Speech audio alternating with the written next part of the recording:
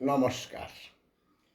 Urmi homeo হলের পক্ষ থেকে আমি ডাক্তার দিবাকর দাস আপনাদের সকলকে জানাই আন্তরিক প্রীতি ও শুভেচ্ছা।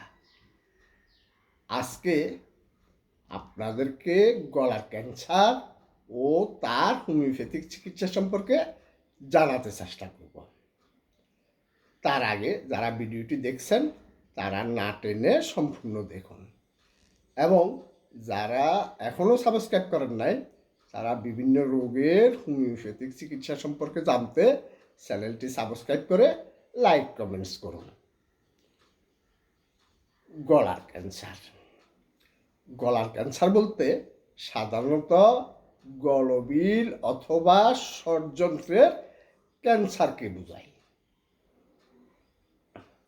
গলার ক্যান্সার সাধারণত যে অঞ্চলগুলিকে আক্রমণ করে তার মধ্যে রয়েছে প্রায় অর্ধেক ষড়যন্ত্রে এবং বাকি অর্ধেক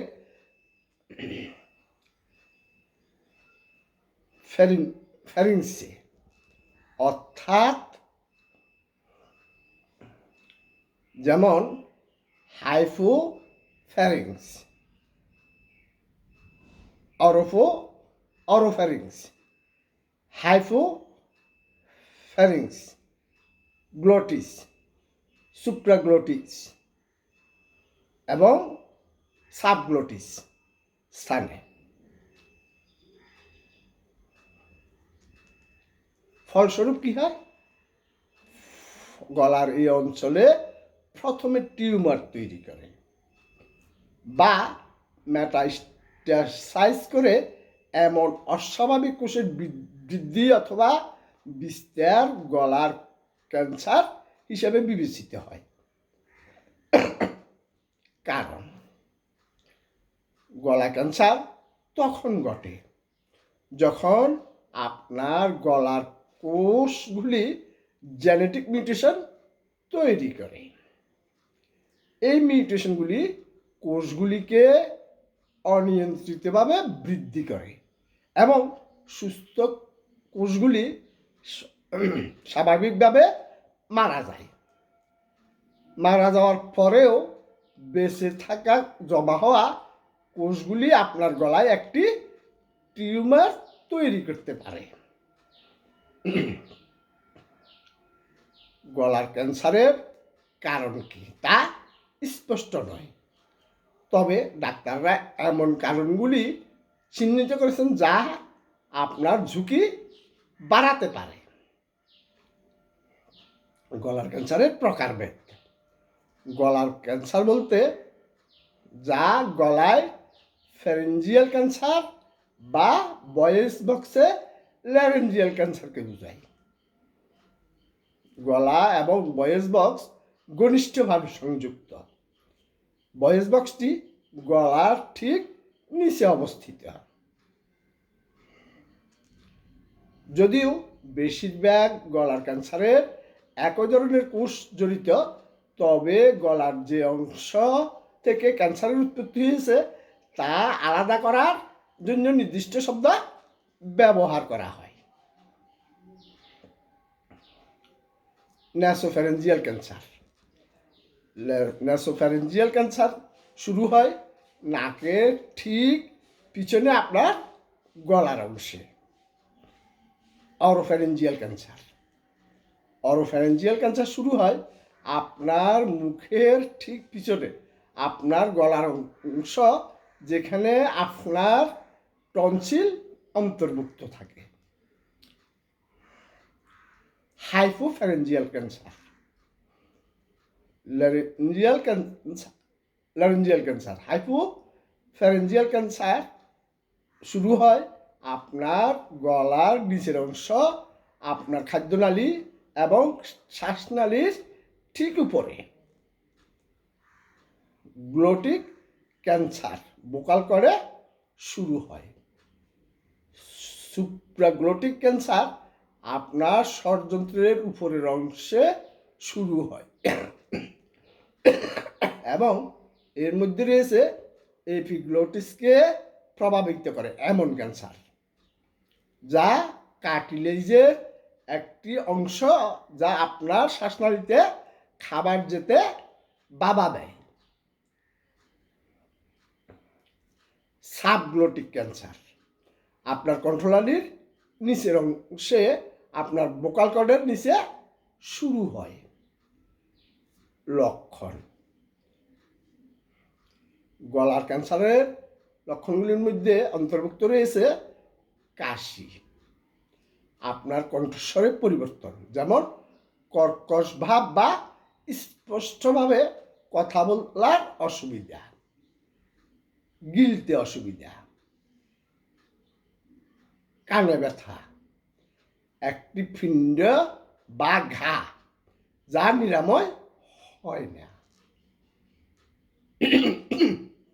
গলা ব্যথা, ওজন হ্রাস। গলা ক্যান্সারের হোমিওপ্যাথিক চিকিৎসা। হোমিওপ্যাথি চিকিৎসা আজ সারা বিশ্বে দ্বিতীয় বিকল্প চিকিৎসা পদ্ধতি হিসেবে সবচেয়ে জনপ্রিয়। হোমিওপ্যাথি চিকিৎসায় রোগীর সার্বদেহিক লক্ষণ সাদৃশ্যে প্রতিকার নির্বাচন করা হয়। রোগী যে সমস্ত লক্ষণ এবং উপসর্গগুলি থেকে ভুগছেন তা দূর করতে সম্পূর্ণ স্বাস্থ্যের অবস্থা পুনরুদ্ধার করা একমাত্র উপায়। গলা ক্যান্সারের লক্ষণগুলির চিকিৎসা রোগের কারণ, অবস্থান, সংবেদন এবং অভিযোগের ভিত্তিতে নির্বাচন করা যেতে পারে। এই ক্ষেত্রে উর্মি হোমিও হল রোগের মূল কারণ শনাক্তের মাধ্যমে বিশ্বমানের হোমিওপ্যাথিক চিকিৎসা সেবা দিয়ে আসছেন। এখন গলার ক্যান্সারের লক্ষণগুলি চিকিৎসার জন্য কিছু গুরুত্বপূর্ণ ওষুধ নিয়ে আলোচনা করব।